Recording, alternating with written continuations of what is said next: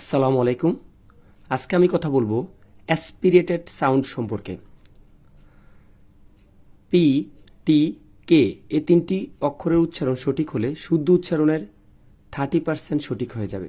আমরা বাংলাদেশিরা এই তিনটি লেটারকে পি, টি, কে এর মতো উচ্চারণ করি, কিন্তু নেটিভ স্পিকাররা এগুলোকে ফি, ঠি, খে এর মতো উচ্চারণ করে।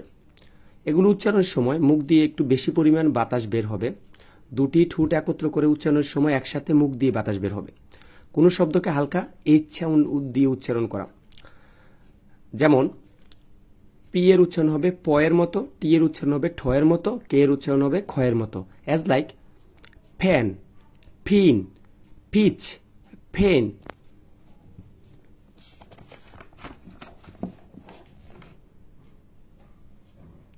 ফেন্সল, patient, fries, policy, patriot, people, polite, payment.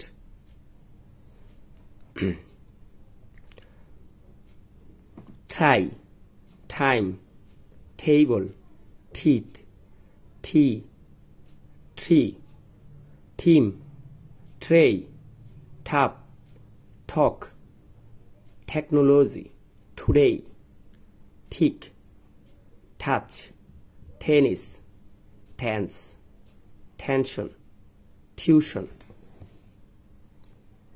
Cat, cute, country, carry, caption, comment, cruel, curious, kick, kid, kind, kite, king, queen, quarrel, quarter, quarantine, query, question. ধন্যবাদ।